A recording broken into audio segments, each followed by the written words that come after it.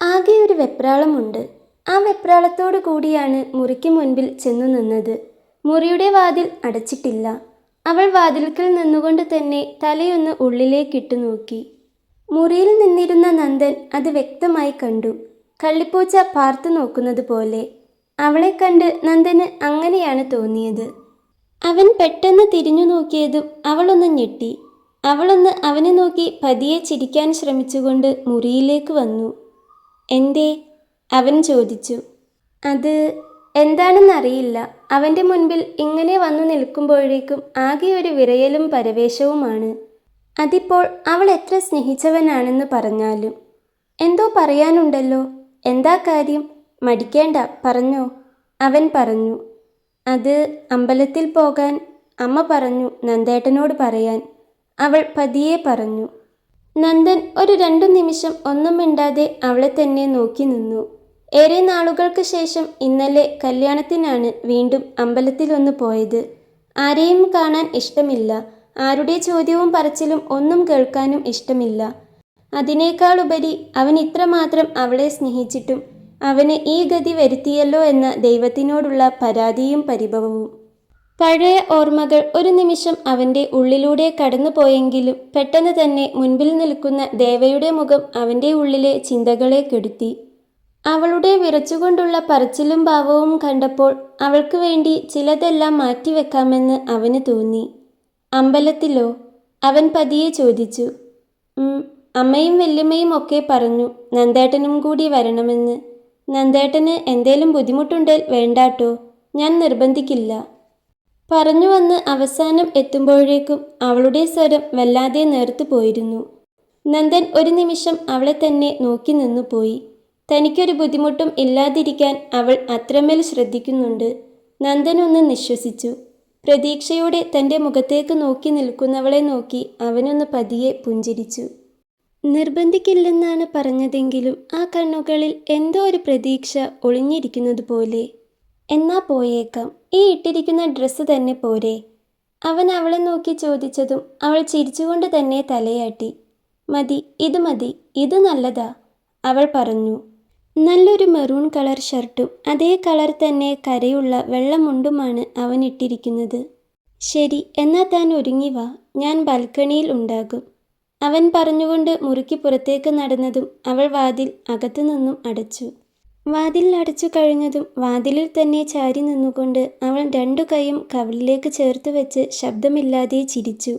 അവൾക്കെന്തോ വല്ലാത്ത സന്തോഷം തോന്നുന്നുണ്ടായിരുന്നു അപ്പോൾ. ഹൃദയം നിറഞ്ഞു തുളുമ്പുന്നൊരു സന്തോഷം. അവൾ വേഗം അലമാര തുറന്നു നോക്കി. അതിൽ മടക്കി വെച്ച അവളുടെ ഡ്രസ്സുകളുടെ കൂട്ടത്തിൽ സെറ്റ് സാരിയും ബ്ലൗസും അടിപ്പാവാടയും എല്ലാം ഇരിപ്പുണ്ട്. അവളത് കയ്യിലെടുത്തു. കണ്ണാടിക്ക് മുൻപിൽ നിന്ന് അത് ഉടലോട് ചേർത്ത് പിടിച്ചപ്പോൾ അവളുടെ കവിളുകൾ ചുവന്നു തുടുത്തു. പ്രണയിച്ചവൻ്റെ കൂടെ ഒരുമിച്ച് അമ്പലത്തിൽ പോകുക, ഒരുമിച്ച് നിന്ന് പ്രാർത്ഥിക്കുക, ഇതൊക്കെ എത്രയോ രാത്രികളിൽ അവൾ കണ്ട സ്വപ്നമാണ്. അവൻ്റെ കൈപിടിച്ച് പോകണമെന്നായിരുന്നു ആഗ്രഹം. സാരമില്ല, ഇപ്പോൾ ഇങ്ങനെ പോകാം. പിന്നീട് കൈ പിടിക്കുക മാത്രമല്ല, വേണമെങ്കിൽ തന്നെ എടുത്തുവരെ നന്ദേട്ടൻ അമ്പലത്തിൽ കൊണ്ടുപോകും. ഇത്തിരി കാത്തിരുന്നാലും സാരമില്ല, ഒരിക്കൽ നടക്കുമല്ലോ, അവൾ മനസ്സിൽ പറഞ്ഞുകൊണ്ടിരുന്നു. പിന്നീട് ആലോചിച്ചു നിൽക്കാതെ അവൾ വേഗം സെറ്റ് സാരി ഉടുക്കാൻ തുടങ്ങി. ടീച്ചറായതുകൊണ്ട് തന്നെ സാരി ഉടുക്കാൻ അവൾക്ക് പ്രയാസമൊന്നും ഉണ്ടായിരുന്നില്ല. എങ്കിലും ഇന്ന് കൈകളൊന്ന് വിറയ്ക്കുന്നുണ്ട്. മുടിയൊന്നാകെ ചെറിയൊരു കുളിർപ്പിന്നലിട്ട് വിടർത്തിയിട്ടു. കണ്ണെഴുതി ചെറിയൊരു പൊട്ട് വെച്ചു. നെറുകിൽ സിന്ദൂരം ചാർത്തി. കഴുത്തിൽ താലിമാലയും ഓരോ കൈയിലും നേർത്തൊരു സ്വർണത്തിൻ്റെ വളയും. ഇത്രയേ ഉള്ളൂ ഒരുക്കം. എങ്കിലും ആ സിന്ദൂരത്തിൻ്റെ ചുവപ്പിലും താലിമാലയുടെ തിളക്കത്തിലും അവൾ വളരെ സുന്ദരിയായിരിക്കുന്നുവെന്ന് അവൾക്ക് തന്നെ തോന്നി. നാണം കൊണ്ട് ചുവന്ന കവിളുകൾ അവളെ കൂടുതൽ സുന്ദരിയാക്കിയിരുന്നു എന്നത് വേറൊരു സത്യം. കണ്ണാടിയിൽ നോക്കി എല്ലാം ശരിയാണെന്ന്, പ്രത്യേകിച്ചും സാരി, ഉറപ്പുവരുത്തിക്കൊണ്ട് അവൾ മുറിക്ക് പുറത്തേക്ക് നടന്നു. അവൾ നേരെ ചെന്നത് ബാൽക്കണിയിലേക്കാണ്.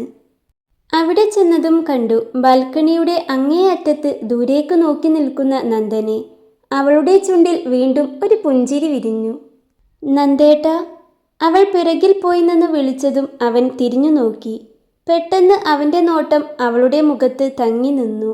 നെറുകിലെ സിന്ദൂരം എടുത്തു കാണുന്നുണ്ട്, കൂടാതെ താലിമാലയും.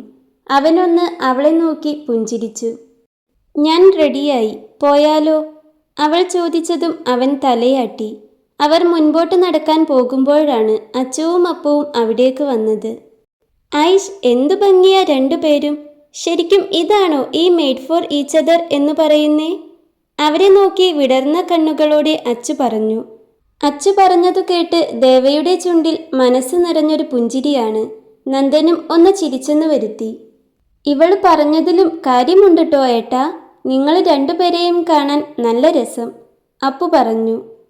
ഞാൻ പറയാൻ വിട്ടുപോയി അച്ചൂസേ, അമ്മയൊക്കെ അമ്പലത്തിൽ പോകുന്നത് പറഞ്ഞപ്പോൾ മാറ്റാനായി ഇങ്ങ് കയറിപ്പോന്നു. ഒരു കാര്യം ചെയ്യ്, മക്കള് രണ്ടാളും വേഗം ചെന്ന് മാറ്റിയിട്ട് വാ, നമുക്കൊന്ന് അമ്പലത്തിൽ പോയിട്ട് വരാം, അവൾ അച്ചുവിൻ്റെ കൈ പിടിച്ചുകൊണ്ട് പറഞ്ഞു. അവൾ പറഞ്ഞതു കേട്ട് നന്ദൻ അവളെയൊന്ന് നോക്കി. ഒരു നിമിഷം നന്ദന് മായയുടെ മുഖം ഓർമ്മ വന്നു. നന്ദന് അച്ചുവിനെയും അപ്പുവിനെയും ഒക്കെ കൂട്ടി പുറത്തു പോകാൻ ഇഷ്ടമാണ്. എന്നാൽ മായയ്ക്ക് അതൊന്നും ഇഷ്ടമല്ലായിരുന്നു. പുറത്തു പോകുമ്പോൾ നമ്മൾ മാത്രം മതി നന്ദേട്ട എന്ന് സ്നേഹത്തോടെ പറയും. അവൾക്ക് തന്നോടുള്ള സ്നേഹം കൊണ്ടാണ് അതെന്നാണ് അന്നെല്ലാം കരുതിയത്. എത്രയോ തവണ അച്ചുവും അപ്പുവും ബാക്കിയുള്ളവരൊക്കെ ഒരുങ്ങിയിറങ്ങിയിട്ടും മായ തടഞ്ഞിട്ടുണ്ട്. എന്തെങ്കിലും കാരണം പറഞ്ഞ് ഒഴിഞ്ഞു മാറാൻ നന്ദനോട് പറയും. എന്നിട്ട് അവരുടെ മുൻപിൽ ഒന്നും അറിയാത്ത നിഷ്കളങ്കയെപ്പോലെ നിൽക്കുകയും ചെയ്യും. ചിലതെല്ലാം അവൾ തന്നെ എന്തെങ്കിലും കാരണം പറഞ്ഞ് ഒഴിഞ്ഞു മാറും. അന്നതെല്ലാം അവളുടെ കുറുമ്പും കുസൃതിയുമായേ കണ്ടിരുന്നുള്ളൂ. എന്നാൽ അതെല്ലാം തൻ്റെ വെറും തോന്നലായിരുന്നുവെന്ന് പിന്നീട് മനസ്സിലായി. ഇല്ല ഏട്ടത്തി, നമുക്ക് പിന്നീടൊരു ദിവസം പോകാം. ഇന്നിപ്പോൾ നിങ്ങൾ രണ്ടാളും പോയിട്ട് വാ, അച്ചു പറഞ്ഞു. അപ്പുവും അവളെ പിന്താങ്ങി. നിങ്ങൾ വരുന്നേൽ വേഗം പോയി ഒരുങ്ങി വന്നോ, നമുക്കൊരുമിച്ച് പോകാം, നന്ദനും പറഞ്ഞു. ഇല്ല ഏട്ടാ, നിങ്ങൾ പോയിട്ട് വാ, ഏട്ടത്തി സുന്ദരിയായിട്ടുണ്ട്, അപ്പുവാണ് അത് പറഞ്ഞത്. അതെന്താടാ, നിന്റെ ഏട്ടത്തി മാത്രമേ സുന്ദരിയായിട്ടുള്ളൂ, നിന്റെ ഏട്ടൻ സുന്ദരനല്ലേ? നന്ദൻ ചോദിച്ചതും അപ്പു നന്ദനെ കെട്ടിപ്പിടിച്ചു. അത് പിന്നെ ചോദിക്കാനുണ്ടോ, എൻ്റെ ഏട്ടൻ അല്ലേലും സൂപ്പറല്ലേ, അപ്പു പറഞ്ഞു. നന്ദൻ അപ്പുവിൻ്റെ മുടിയിലൂടെ ഒന്ന് തലോടി. അല്ല, നിങ്ങളിതെന്താ ഒരുങ്ങിയിട്ടും ഇവിടെ വന്ന് നിന്നേ? താഴേക്ക് നടക്കുന്നതിനിടയിൽ അച്ചു ചോദിച്ചു.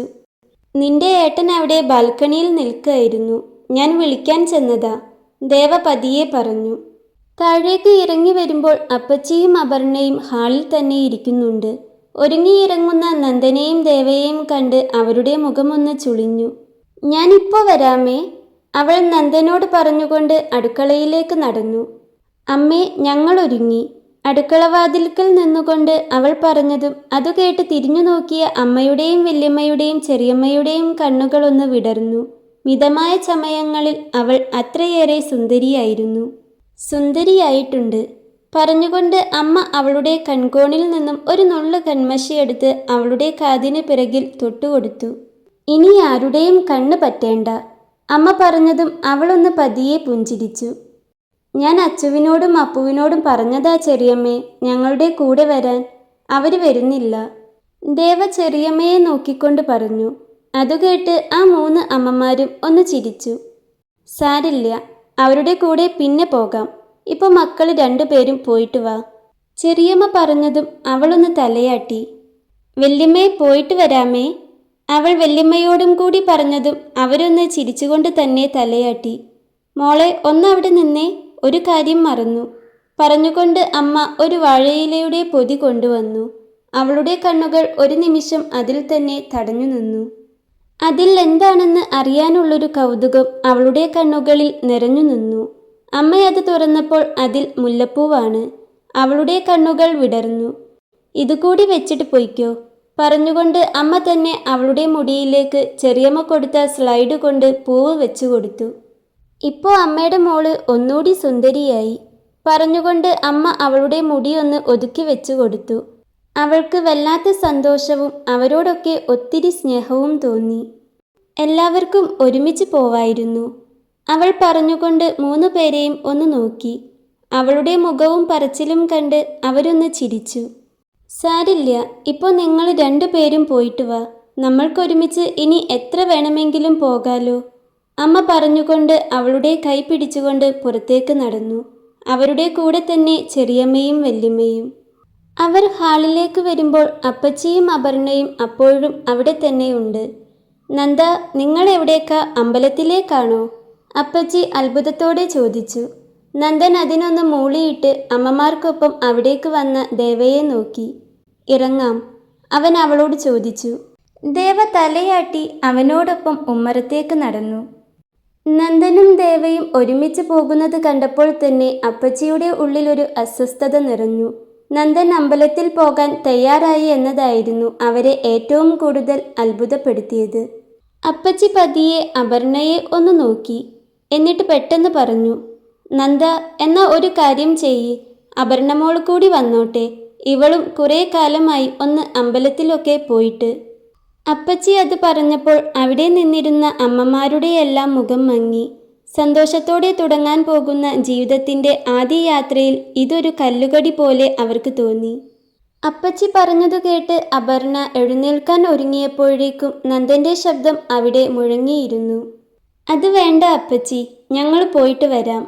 അവരെ നോക്കാതെ തന്നെ ഒന്ന് തറപ്പിച്ച് പറഞ്ഞുകൊണ്ട് അവൻ ദേവയെ ഒന്ന് നോക്കി. വാ അമ്മേ, ഞങ്ങളെന്നാ പോയിട്ട് വേഗം വരാം.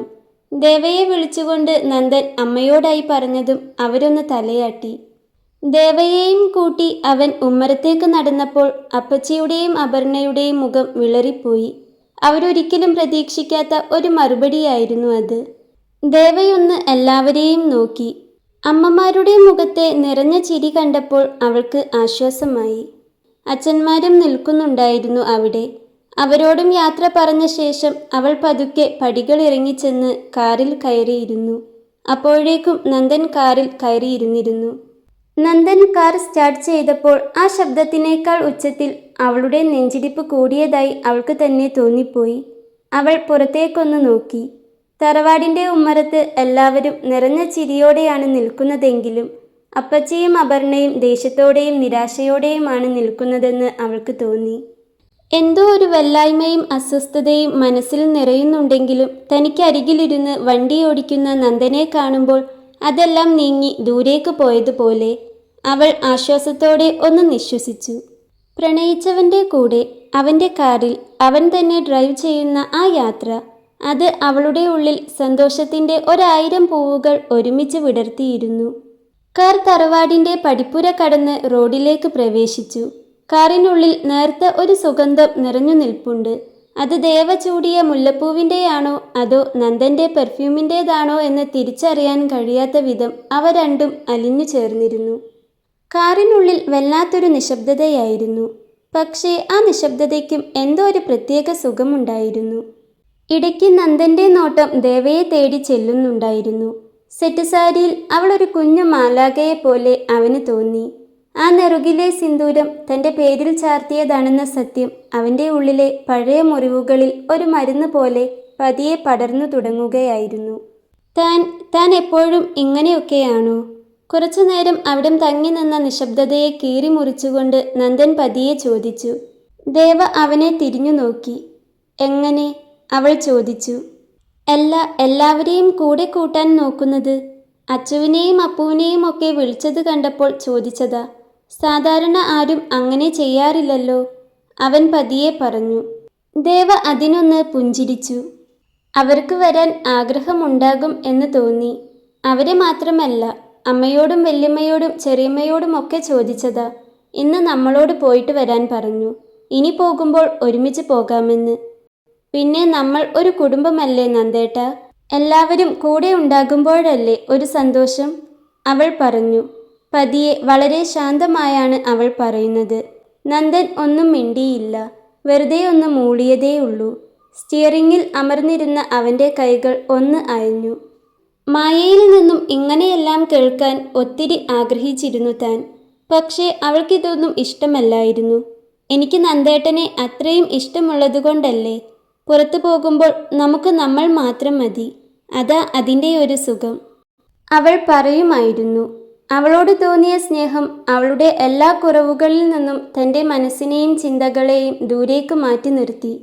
ഇന്ന് അവൾ പോയ ശേഷം ഇഷ്ടമില്ലാതെ വിവാഹം കഴിച്ച ഒരു ജീവിതത്തിൽ ആ പെണ്ണിൽ നിന്നും താൻ കേൾക്കാൻ ഒത്തിരി ആഗ്രഹിച്ച ആ വാക്കുകൾ കേൾക്കുമ്പോൾ വല്ലാത്തൊരു സന്തോഷവും അത്ഭുതവും തോന്നുന്നു. പിന്നീട് അവർ തമ്മിൽ ഒന്നും സംസാരിച്ചില്ല. വീണ്ടും അവർക്കിടയിൽ ഒരു മൗനം നിറഞ്ഞു നിന്നു. അമ്പലത്തിലെ ഭക്തിഗാനം ദൂരെ നിന്നേ കേൾക്കാം. കാർ അമ്പലമുറ്റത്തെ ആ വലിയ ആൽമരത്തിന്റെ ചുവട്ടിൽ വന്നു നിന്നു. ഇറങ്ങ്, നന്ദൻ പതിയെ പറഞ്ഞുകൊണ്ട് കാറിൽ നിന്നും പുറത്തേക്കിറങ്ങി. അവളൊന്ന് തലയാട്ടിക്കൊണ്ട് അവന് പിറകെ അവളും. കൈകൾ തമ്മിൽ കോർത്തു പിടിച്ചില്ലെങ്കിലും അവർ രണ്ടുപേരും ഒരുമിച്ച് അമ്പലത്തിലേക്ക് നടന്നു. അമ്പലത്തിന്റെ കൽപ്പടവുകൾ കയറുന്നതിനു മുൻപ് തന്നെ ദേവയുടെ കണ്ണുകൾ ആ പടിക്കെട്ടിന് താഴേക്ക് നീണ്ടു. അവിടെ പൂമ്പാറ്റകളെപ്പോലെ ചിതറിക്കിടക്കുന്ന പൂക്കൾക്കിടയിൽ തൻ്റെ പ്രിയപ്പെട്ട മുത്തശ്ശി ഇരിപ്പുണ്ട്. അവൾ മുത്തശ്ശിക്കരികിലേക്ക് വേഗത്തിൽ നടന്നു. മുത്തശ്ശി! മുത്തശ്ശിക്ക് അരികിൽ ചെന്ന് അവൾ വിളിച്ചതും പല്ലില്ലാത്ത മോണ കാട്ടി അവർ അവളെ നോക്കി മനോഹരമായി ചിരിച്ചു. ഇന്നെൻ്റെ കുട്ടി നല്ല സുന്ദരിയായിട്ടുണ്ടല്ലോ. മുത്തശ്ശി അവളുടെ മുഖത്തേക്ക് നോക്കി വാത്സല്യത്തോടെ പറഞ്ഞു. ആയിഷ്, എൻ്റെ പാറുക്കുട്ടിയും ഇന്ന് കാണാൻ നല്ല സുന്ദരിക്കുട്ടിയായിട്ടുണ്ടല്ലോ. ദേവയും ഒരു കൊച്ചുകുട്ടിയെപ്പോലെ അവരുടെ ആ ചുക്കിച്ചുളിഞ്ഞ കവിളുകളിൽ പിടിച്ചു കൊഞ്ചിച്ചു. പെട്ടെന്നാണ് മുത്തശ്ശി ദേവയുടെ കഴുത്തിലെ താലിയിലേക്കും നെറുകിലെ കടും ചുവപ്പുള്ള സിന്ദൂരത്തിലേക്കും ശ്രദ്ധിച്ചത്.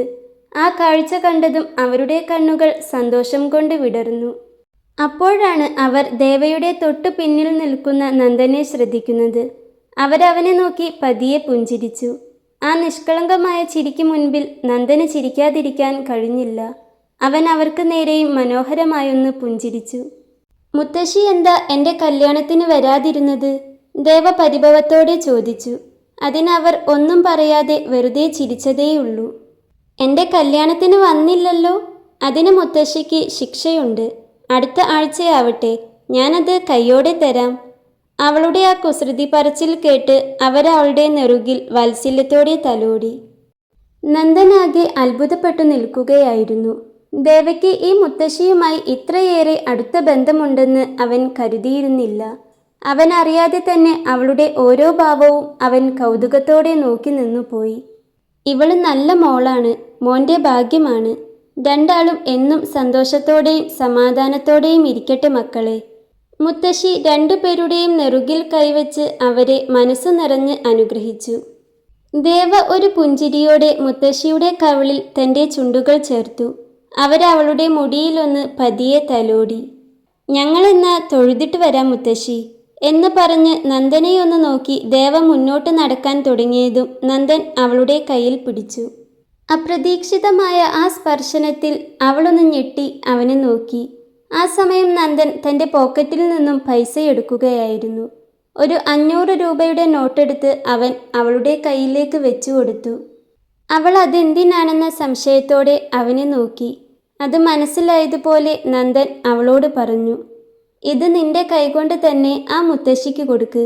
നന്ദൻ പറഞ്ഞതും ദേവയുടെ കണ്ണുകൾ വിടർന്നു. അവളാണോ എന്ന ഭാവത്തിൽ അവനെ നോക്കി. അവൻ കണ്ണുകൾ കൊണ്ട് അതേ എന്ന് കാണിച്ചു. അവൾക്ക് വല്ലാത്ത സന്തോഷം തോന്നി. ഏറെ സന്തോഷത്തോടെ അവൾ മുത്തശ്ശിയുടെ അടുത്തേക്ക് തിരിഞ്ഞു ചെന്നു. മുത്തശ്ശി വിളിച്ചുകൊണ്ട് അവൾ മുത്തശ്ശിയുടെ കയ്യിലേക്ക് ആ നോട്ട് വെച്ചു കൊടുത്തു. അയ്യോ, ഇത്രയൊന്നും വേണ്ട മോളെ. അന്ന് മോള് തന്ന പൈസ കയ്യിലിരിപ്പുണ്ട്. അവൾ കയ്യിലേക്ക് വെച്ചു തന്നത് 500 രൂപയുടെ നോട്ടാണെന്ന് കണ്ട് മുത്തശ്ശി സ്നേഹത്തോടെ തന്നെ അത് നിരസിച്ചു. അതിൽ നിന്നും തന്നെ അവൾ ഇതിനു മുൻപും അവർക്ക് പൈസ കൊടുത്തിട്ടുണ്ടെന്ന് നന്ദന് മനസ്സിലായി. ഇത് വാങ്ങണം മുത്തശ്ശി, ഇത് ഞാൻ തരുന്നതല്ല, നന്ദേട്ടൻ തന്നതാ. അതുകൊണ്ട് എന്തായാലും വാങ്ങിക്കണം. ദേവ മുത്തശ്ശിയെ നിർബന്ധിച്ചു. മുത്തശ്ശി നന്ദൻ്റെ മുഖത്തേക്ക് നോക്കി. അവനൊരു പുഞ്ചിരിയോടെ തലയാട്ടിയപ്പോൾ വിറയ്ക്കുന്ന കൈകൾ കൊണ്ട് അവരത് കയ്യിൽ തന്നെ മുറുക്കി പിടിച്ചു. ആ സമയം അവരുടെ കണ്ണുകൾ നിറഞ്ഞു തുളുമ്പിയിരുന്നു.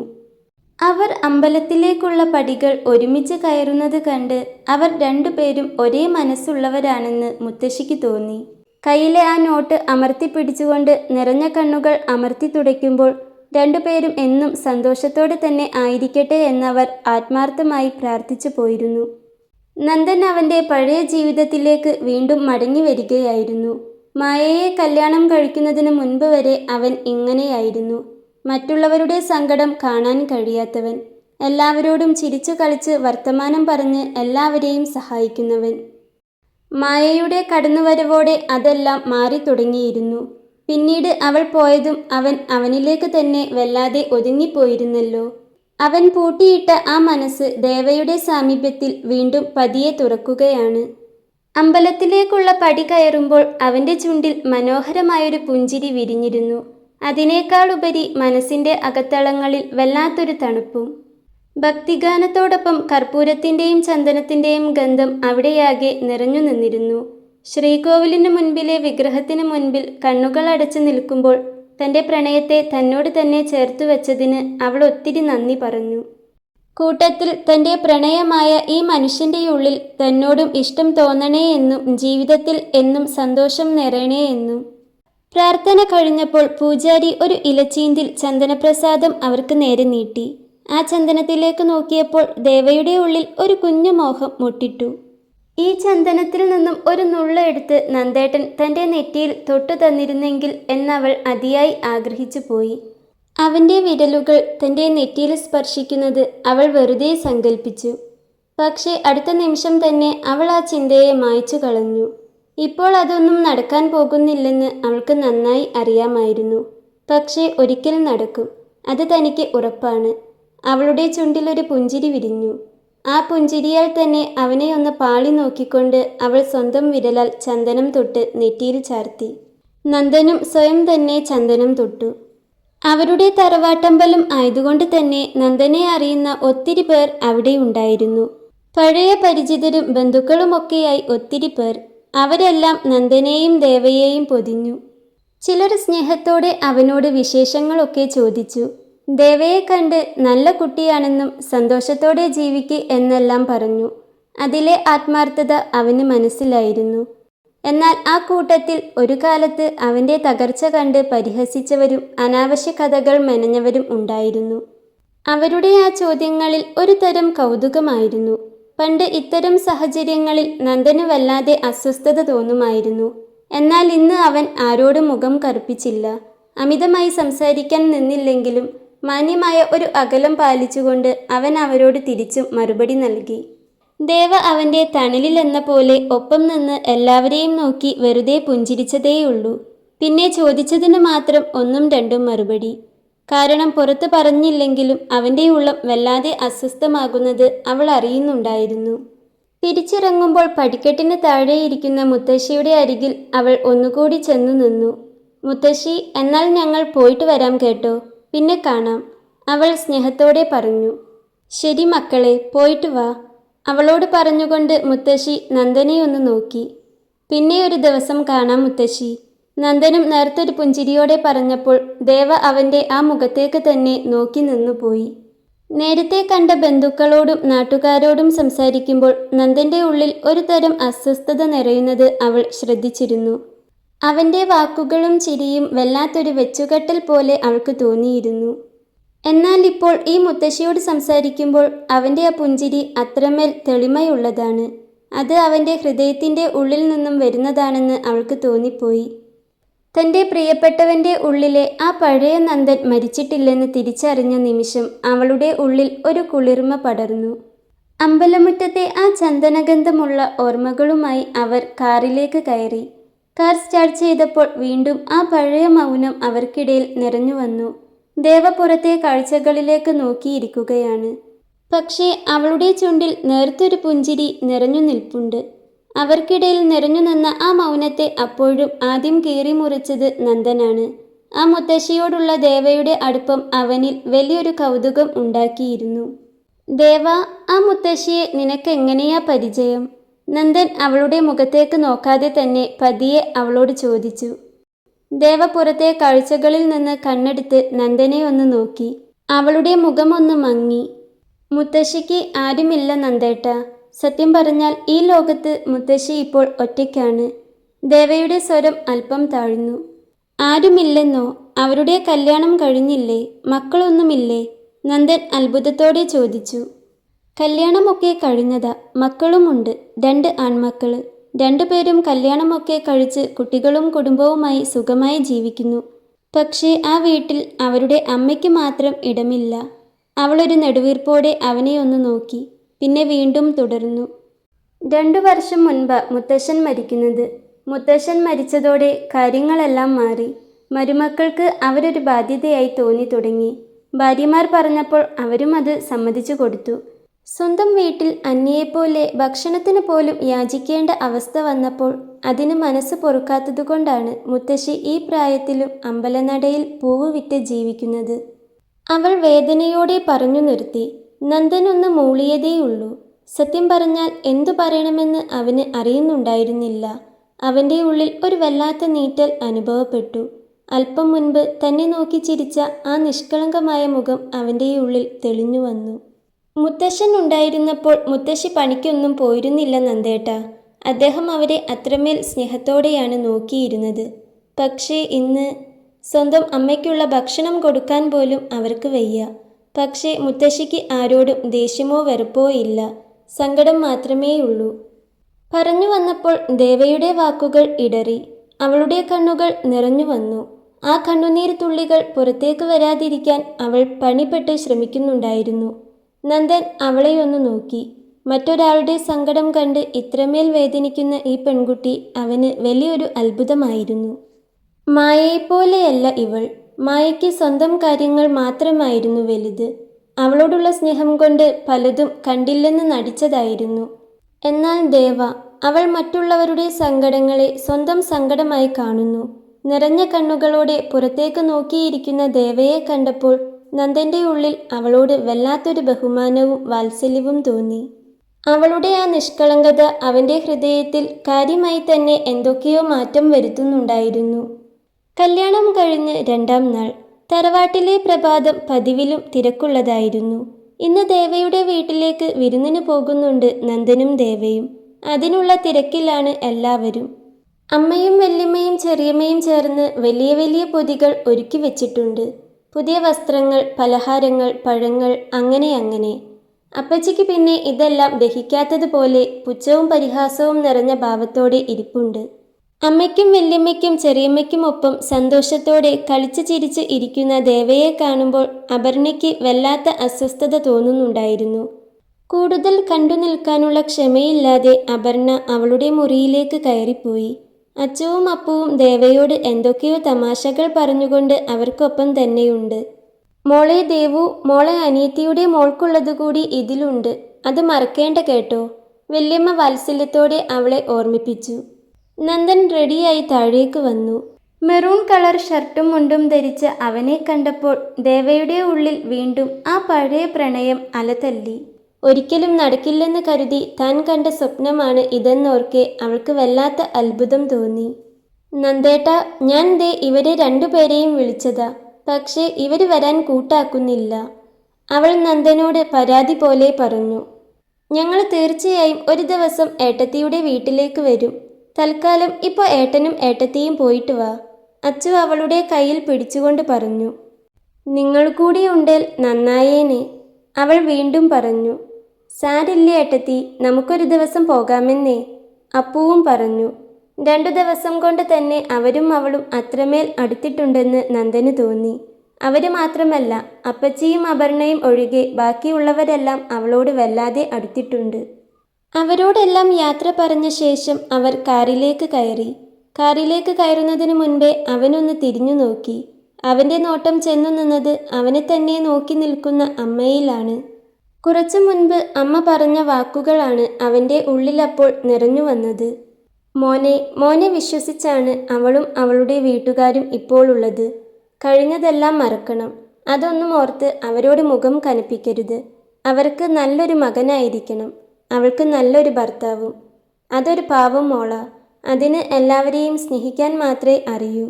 അത് ഈ കുറച്ച് സമയം കൊണ്ട് തന്നെ അമ്മയ്ക്ക് മനസ്സിലായതാ. അമ്മയ്ക്കറിയാം അമ്മയുടെ മോൻ പാവാണെന്ന്. എന്നാലും അമ്മ പറഞ്ഞെന്നേയുള്ളൂ. അത് ഓർത്തുകൊണ്ട് അവൻ അമ്മയെ നോക്കി ഒന്ന് പുഞ്ചിരിച്ചു. അമ്മയ്ക്ക് വല്ലാത്ത സമാധാനം തോന്നി. അമ്മ തിരിച്ചും അവനെ നോക്കി പുഞ്ചിരിച്ചു. അവർ 2 പേരും ഒരുമിച്ച് അവളുടെ വീട്ടിലേക്ക് യാത്ര തിരിച്ചു. എപ്പോഴത്തെയും പോലെ കാറിൽ വീണ്ടും മൗനം തന്നെ. കാറിലെ ആ നിശബ്ദതയിൽ ദേവ പുറത്തേക്ക് നോക്കിയിരുന്നു. പറഞ്ഞറിയിക്കാൻ പറ്റാത്ത ഒരു പ്രത്യേക സന്തോഷം കൊണ്ട് ഹൃദയം നിറഞ്ഞു കവിയുന്നുണ്ട്. അതുകൊണ്ട് തന്നെ അവളുടെ ചുണ്ടിലും ഒരു പുഞ്ചിരി പറ്റിപ്പിടിച്ചു നിൽപ്പുണ്ട്. വീട് എത്താറായപ്പോൾ എന്തോ അവളുടെ ഉള്ളിൽ ഒരു ചെറിയ പരിഭ്രമം. നന്ദൻ അവിടെ എങ്ങനെയാവും പെരുമാറുന്നുണ്ടാവുക? അവന് അവിടെ ഇഷ്ടപ്പെടുമോ? അങ്ങനെയൊക്കെയുള്ള ചിന്തകൾ. പിന്നെ ആകെയുള്ള സമാധാനം നന്ദൻ ഒരു പാവമാണ്. തൻ്റെ ഉള്ളിലെ ഇഷ്ടം അറിയാതെ തന്നെ അവൻ എത്ര മനോഹരമായിട്ടാണ് തന്നോട് പെരുമാറിയിട്ടുള്ളത്. അതാണ് ഏക ധൈര്യം. കാർ ദേവയുടെ വീടിന് മുന്നിൽ ചെന്നു നിന്നു. ഉമ്മറത്ത് തന്നെ അവളുടെ അച്ഛനും അമ്മയ്ക്കുമൊപ്പം അവളുടെ അനിയത്തിയും ഭർത്താവും കുഞ്ഞും കാത്തു നിൽക്കുന്നുണ്ടായിരുന്നു. പിന്നെ അത്യാവശ്യം വേണ്ടപ്പെട്ട കുറച്ച് ബന്ധുക്കളും.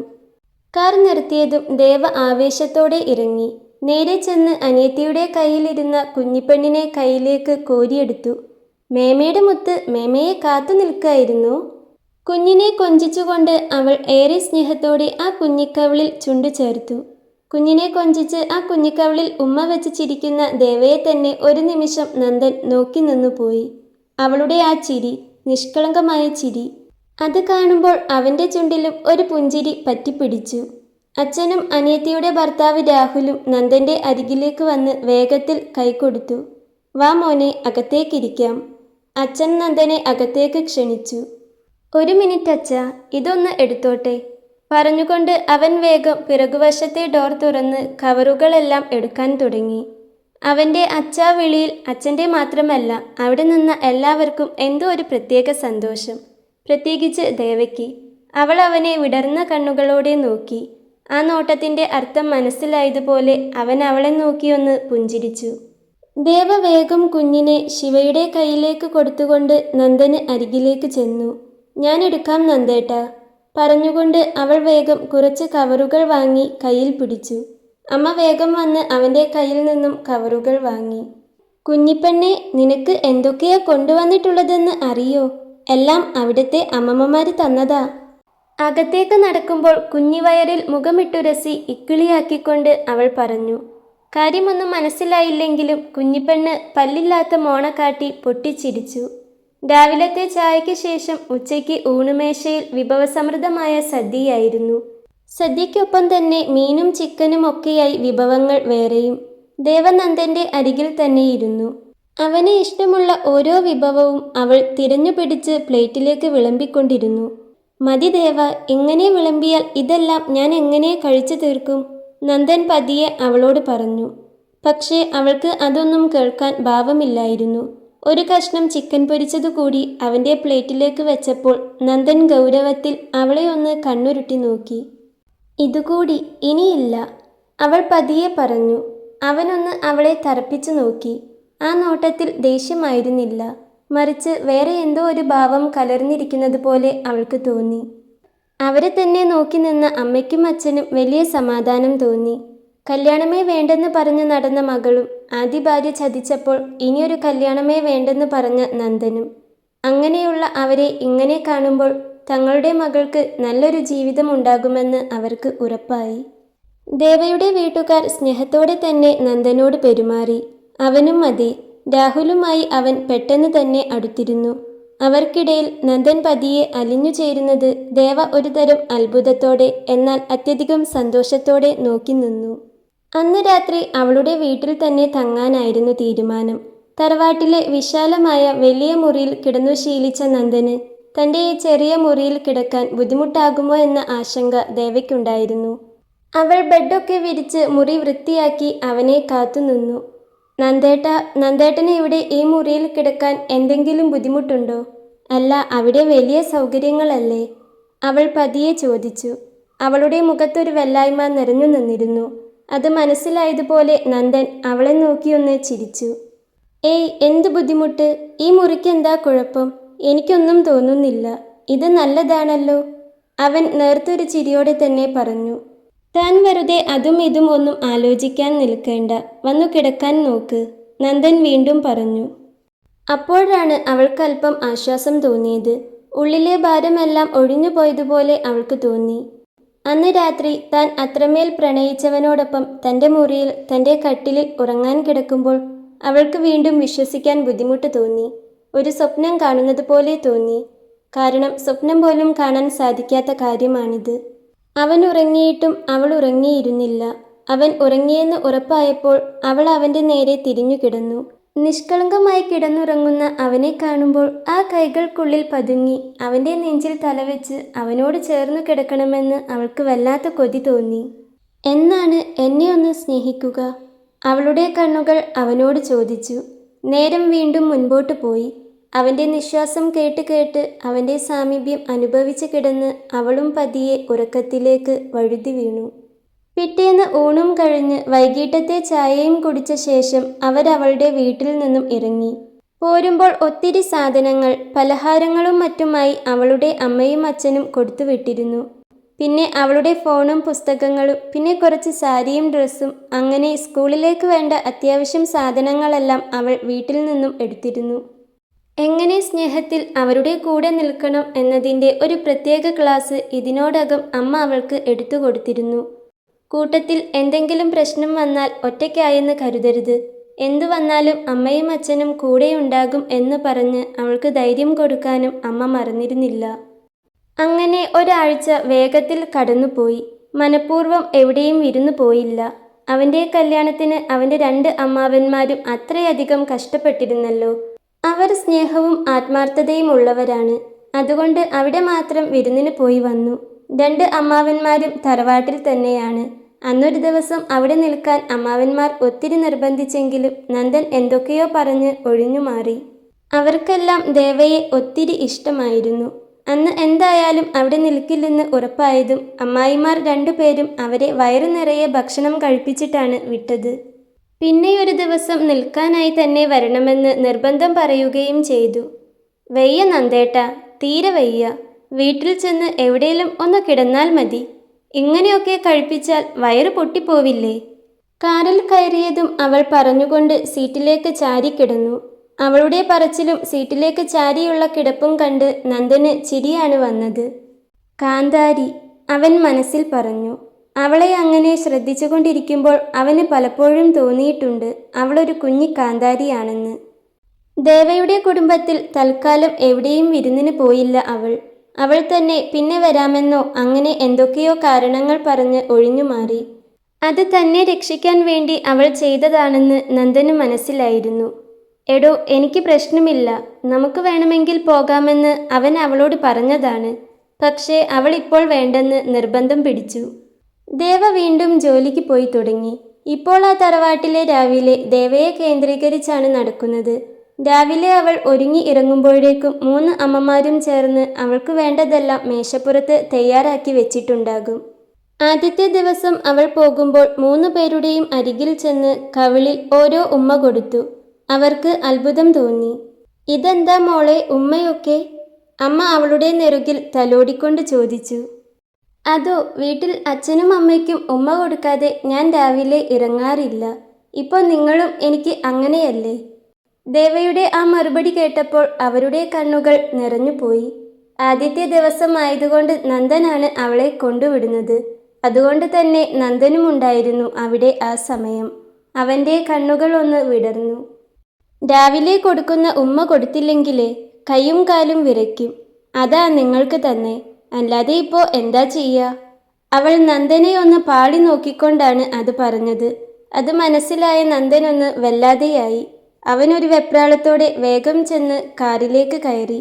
നന്ദൻ്റെ വെപ്രാളം കണ്ടതും ദേവയ്ക്ക് ചിരി വന്നു. ഞാൻ പോയിട്ട് വരാമേ പറഞ്ഞുകൊണ്ട് അവളും ചെന്ന് കാറിലേക്ക് കയറി.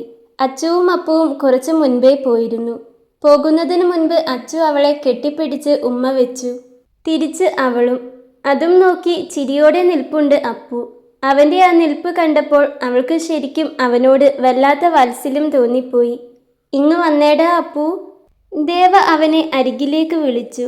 അവനൊരു കൊച്ചു കുഞ്ഞിനെ പോലെ എന്തിനാണെന്ന സംശയത്തോടെ അവൾക്കരികിലേക്ക് ചെന്നു. നീയും എനിക്ക് ദേ ഇവളെപ്പോലെ തന്നെയാ, എൻ്റെ അനിയൻ, കേട്ടോ പറഞ്ഞുകൊണ്ട് അവൾ അവൻ്റെ നെറുകിലൊന്ന് മുത്തി. അപ്പുവിൻ്റെ കണ്ണുകൾ നിറഞ്ഞു വന്നു. അച്ചുവിൻ്റെയും. ഏട്ടാ വിളിച്ച് നന്ദൻ്റെ അരികിലേക്ക് പോയാൽ എന്തെങ്കിലുമൊക്കെ പറഞ്ഞ് തങ്ങളുടെ അരികിൽ നിന്നും വിളിച്ചുകൊണ്ട് പോകുമായിരുന്ന മായയെ ആ നിമിഷം അവരോർത്തുപോയി. എന്തേ? അവരുടെ നിറഞ്ഞ കണ്ണുകൾ കണ്ട് അവൾ ചോദിച്ചു. ഒന്നുമില്ല, ഏട്ടത്തിയെ ഞങ്ങൾക്കൊത്തിരി ഇഷ്ടാ പറഞ്ഞുകൊണ്ട് അവർ 2 പേരും അവളെ ഒരുമിച്ച് കെട്ടിപ്പിടിച്ചു. അവൾക്ക് വല്ലാത്ത സന്തോഷം തോന്നി. അവളുടെ കൈകളും അവരെ ചേർത്തു പിടിച്ചു. ഇതെല്ലാം കണ്ടു നിന്നൊരാൾ പെട്ടെന്ന് തന്നെ താഴേക്കിറങ്ങിപ്പോയി. അത് വേറെ ആരും ആയിരുന്നില്ല, നന്ദൻ ആയിരുന്നത്. അവൻ്റെയും കണ്ണുകൾ നിറഞ്ഞിരുന്നു. പഴയതെന്തൊക്കെയോ ഓർമ്മ വന്നു തുടങ്ങിയതും അവനതൊന്നും ഓർക്കാൻ താല്പര്യമില്ലാത്തതുപോലെ തലയൊന്ന് കുടഞ്ഞു കളഞ്ഞു. നന്ദനും ദേവയും പോയതും ഹാളിലിരുന്ന് ഇതെല്ലാം കണ്ടുകൊണ്ടിരുന്ന അപ്പച്ചിക്കും അപർണയ്ക്കും ദേഷ്യം സഹിക്കാനായില്ല. നീ ഇനി ഇവിടെ ഇങ്ങനെ നോക്കി പല്ലും കടിച്ച് പൊട്ടിച്ചിരുന്നോ? ഞാൻ അന്നേ പറഞ്ഞതല്ലേ എങ്ങനെയെങ്കിലും അവനെ നിന്റെ വരുതിയിലാക്കാൻ. ഇങ്ങനെ പോയാൽ അവൾ ഇവിടുത്തെ കൊച്ചമ്മയാകും. അപ്പച്ചി അപർണയുടെ കയ്യിൽ പിടിച്ചുകൊണ്ട് ചെവിയിൽ പിറുപിറുത്തു. അവൾ അവരെ ഒന്ന് തറപ്പിച്ചു നോക്കിക്കൊണ്ട് എഴുന്നേറ്റ് മുറിയിലേക്ക് പോയി. അപർണയ്ക്ക് നാട്ടിൽ നിൽക്കാനൊന്നും താല്പര്യമില്ല. പുറത്തേക്ക് പോകാനാണ് ഇഷ്ടം. MBA കഴിഞ്ഞ് അതിനുവേണ്ടി കാത്തിരിക്കുകയാണ് അവൾ. നന്ദനും ദേവയും ഇപ്പോൾ നല്ല സുഹൃത്തുക്കളായി മാറിയിട്ടുണ്ട്. അതുകൊണ്ട് തന്നെ പരസ്പരം തമാശയും കുറുമ്പുമൊക്കെ പറയാറുണ്ട് അവർ. ദേവയുടെ കുസൃതികളും തമാശകളും അവനിപ്പോൾ നന്നായി ആസ്വദിച്ചു തുടങ്ങി. അപ്പച്ചിക്കും അപർണയ്ക്കും ഒഴികെ തറവാട്ടിൽ ബാക്കി എല്ലാവർക്കും സന്തോഷമാണ് ഉള്ളത് താനും. ദിവസങ്ങൾ പതിയെ കടന്നുപോയി. ആഴ്ചകൾ കഴിഞ്ഞു, മാസങ്ങളും. ദേവനന്ദൻ്റെ ഭാര്യയായി മനക്കൽ തറവാട്ടിലെത്തിയിട്ട് ഇപ്പോൾ 6 മാസം കഴിഞ്ഞിരിക്കുന്നു. അന്നൊരു ശനിയാഴ്ചയായിരുന്നു. ദേവ ജോലി കഴിഞ്ഞു വന്നിട്ടുണ്ട്. ചായയ്ക്ക് എന്തെങ്കിലും പലഹാരങ്ങൾ ഉണ്ടാക്കി അവൾ ജോലി കഴിഞ്ഞു വരുന്നതും കാത്ത് അമ്മമാര് ഉമ്മറത്തിരിപ്പുണ്ടാകും. അവൾ വന്നു കഴിഞ്ഞ് കുറച്ചു കഴിയുമ്പോഴാണ് അച്ചു വരുന്നത്. അത് കഴിഞ്ഞ് കുറച്ചു കഴിയുമ്പോൾ അപ്പു വരും. ചില ദിവസങ്ങളിൽ അച്ചുവും അപ്പുവും ഒരുമിച്ചാണ് വരുന്നത്. അതുകൊണ്ട് തന്നെ എല്ലാവരും ഒരുമിച്ചാണ് വൈകുന്നേരത്തെ ചായ കുടിക്കാറ്. നന്ദൻ പിന്നെ വരുമ്പോൾ ഇരുട്ടിയിട്ടുണ്ടാകും. അന്നും അതുപോലെ ദേവ വന്ന് കുളിച്ചു മാറ്റി താഴേക്ക് പോകാൻ നിൽക്കുകയാണ്. അപ്പോഴാണ് അവളുടെ മുറിയിലേക്ക് അപ്പച്ചിയും അപർണയും കയറി വന്നത്. പ്രതീക്ഷിക്കാതെ മുറിയിലേക്ക് കയറി വരുന്നവരെ കണ്ട് ദേവയൊന്ന് ഞെട്ടി. എന്തോ പ്രശ്നം ഒപ്പിക്കാനാണ് അമ്മയും മോളും ഇപ്പോൾ വന്നിരിക്കുന്നതെന്ന് അവൾക്ക് തോന്നി. എന്തേ അപ്പച്ചി? അവൾ പതിഞ്ഞ ശബ്ദത്തിൽ തന്നെ ചോദിച്ചു. അതുകേട്ട് അപ്പച്ചിയും അപർണയും അവളെ തന്നെയൊന്ന് നോക്കി. ഒന്നും പറയാതെ നിൽക്കുന്നവരെ കണ്ട് അവളുടെ കണ്ണുകൾ ഒന്ന് ചുരുങ്ങി. എന്തേ ഇങ്ങനെ നോക്കുന്നേ? അവൾ വീണ്ടും ചോദിച്ചു. മനസ്സിലെ ആവലാതി അവൾ പുറത്ത് കാണിക്കാതിരിക്കാൻ ശ്രമിച്ചു.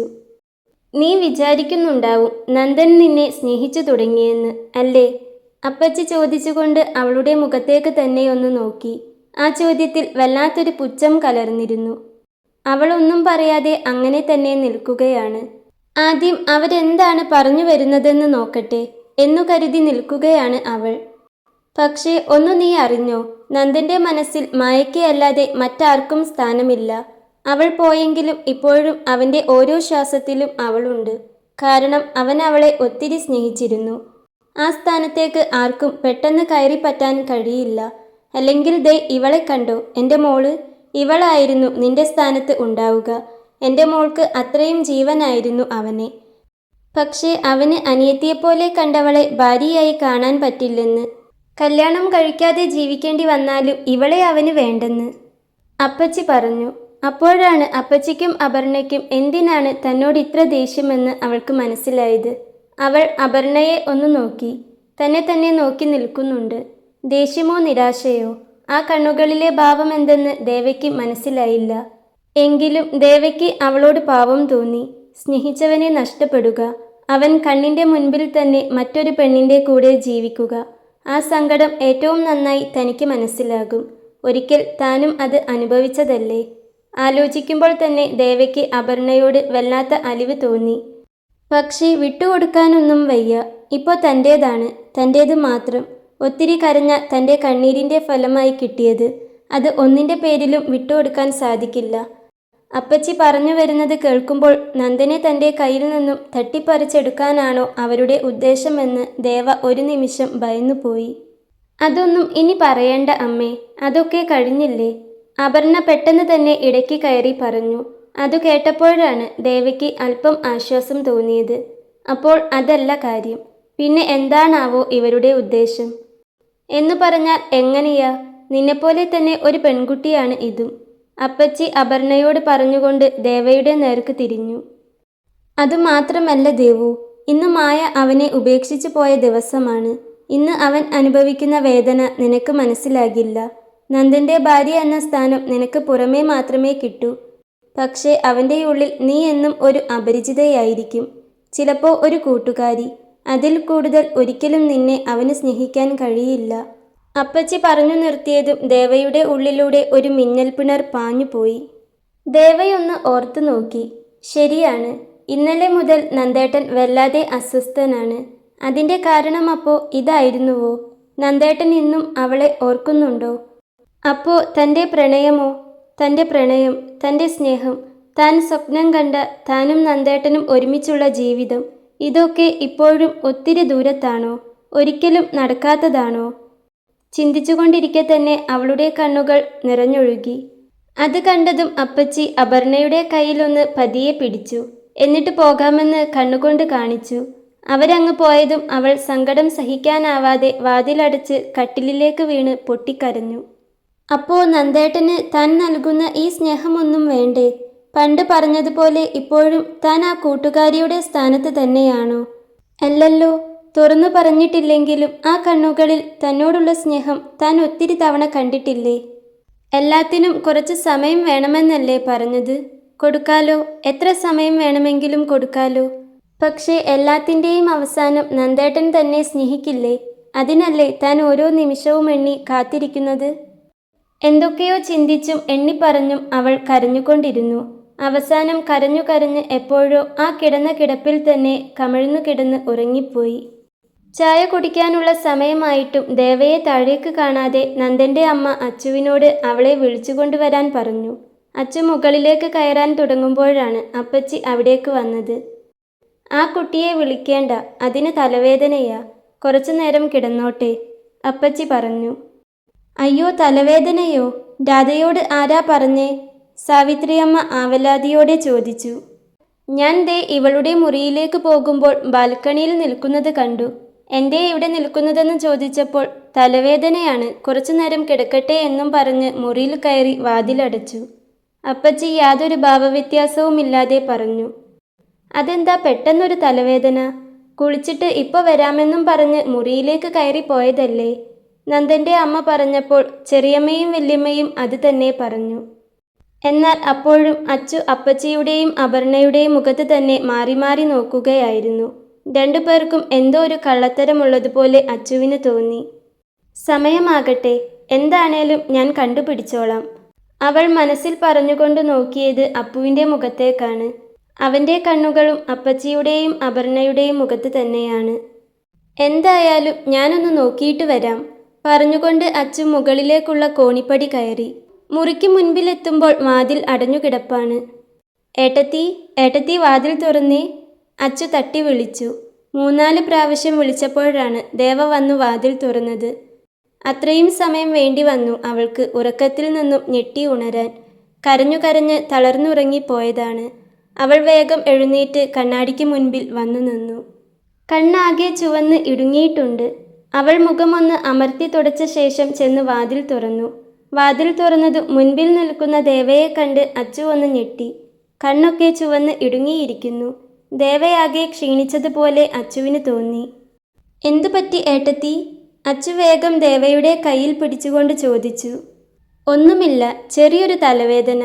അല്ല, മോൾ എന്താ വന്നേ? ദേവ ചോദിച്ചു. ചായ കുടിക്കാൻ വിളിക്കാൻ. ഏട്ടത്തിക്ക് വയ്യെങ്കിൽ ഡോക്ടറെ കാണിച്ചാലോ? കണ്ണൊക്കെ ആകെ വല്ലാതെയായിരിക്കുന്നു, അച്ചു പറഞ്ഞു. അവളുടെ ആവലാതി കണ്ട് ദേവയൊന്ന് പുഞ്ചിരിച്ചു. ദേവയ്ക്കെന്തോ വല്ലാതെ മനസ്സ് നിറഞ്ഞു. ഏയ്, അതിൻ്റെ ആവശ്യമൊന്നുമില്ല, ഒന്ന് കിടന്നാൽ മാറിക്കോളും, ദേവയൊന്ന് ചിരിക്കാൻ ശ്രമിച്ചുകൊണ്ട് പറഞ്ഞു. തൻ്റെ തലവേദനയുടെ യഥാർത്ഥ കാരണമെന്തെന്ന് എങ്ങനെ പറയും താൻ?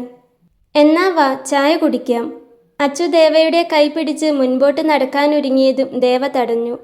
താഴെ പോയാൽ അപ്പച്ചിയും അപർണയും ഉണ്ടാകും അവിടെ. എന്തോ ഇങ്ങനെ അവർക്ക് മുൻപിൽ ചെന്ന് നിൽക്കാൻ തോന്നുന്നില്ല. ഏട്ടത്തിക്കിപ്പോൾ ചായ വേണ്ട, മോൾ ചെന്ന് കുടിച്ചോ. ഞാൻ ഇത്തിരി നേരം കൂടി ഒന്ന് കിടക്കട്ടെ, ദേവ പറഞ്ഞു.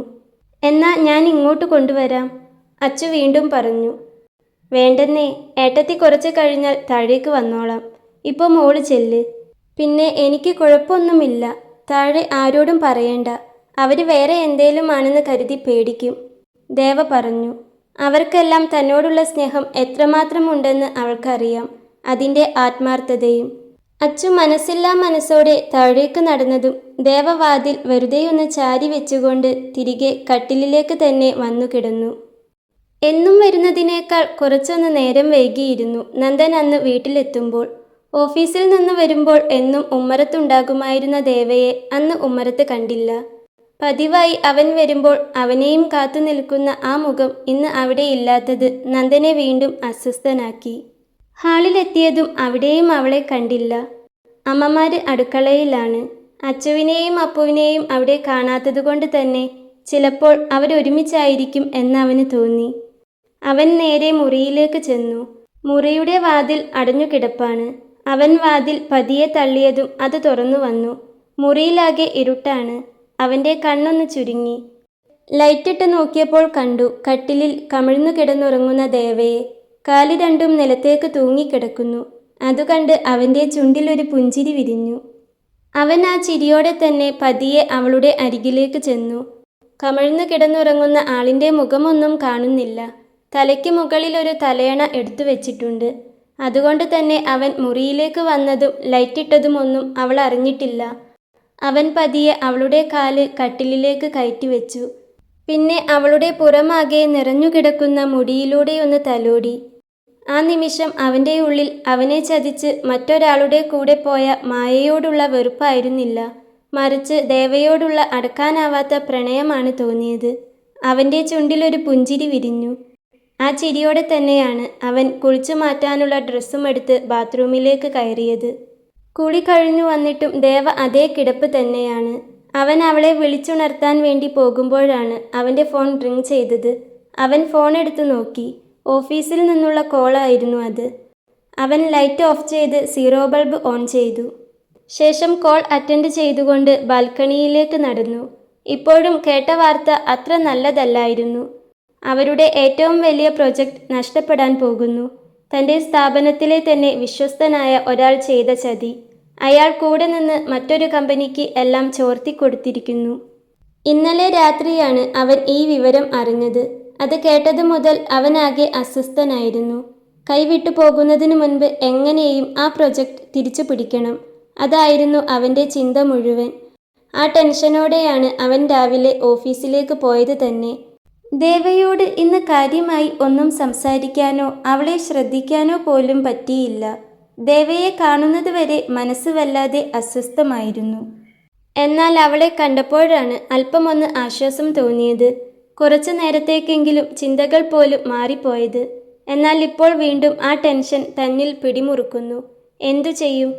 അവൻ ഫോണിൽ ആരെയൊക്കെയോ വിളിച്ചുകൊണ്ടിരുന്നു. അധികം ദിവസമില്ല ഇനി. 5 ദിവസം, 5 ദിവസം. ഇത് ഇപ്പോഴെങ്കിലും അറിഞ്ഞത് തന്നെ വലിയ ഭാഗ്യം. എന്തെങ്കിലും ചെയ്യാനുള്ള കുറച്ച് സമയമെങ്കിലും തനിക്ക് മുൻപിലുണ്ട്. അവൻ ആലോചിച്ചുകൊണ്ട് തലയ്ക്ക് കൈ കൊടുത്തിരുന്നു പോയി. കുറച്ച് സമയം കഴിഞ്ഞതും ദേവ ഞെട്ടി ഉണർന്നു.